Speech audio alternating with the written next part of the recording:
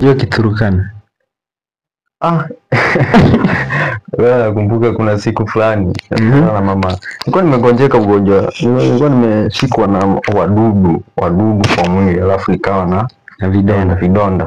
Kutana na mama fulani akaniuliza, "Hey Mochiri, umefanya nini mkongo?" Nilikuwa mdogo, nilikuwa najua Kiswahili. Naambia ni makunyu.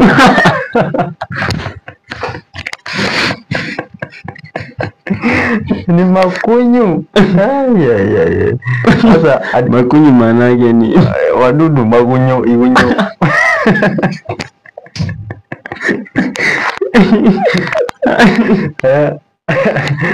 Kunyu. Akasema yule mama, eti nini?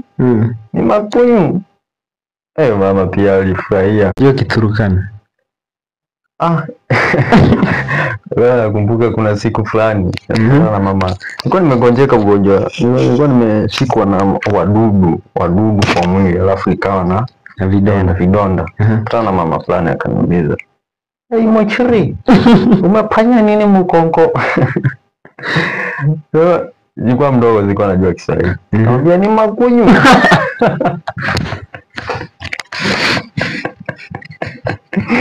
Ni makunyu. Sasa Makunyu maana yake ni wadudu, makunyu, igunyu.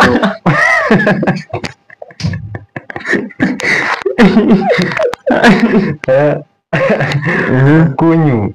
Akasema yule mama, eti nini? Ni makunyu. Mama pia alifurahia. hivi unajua kuongea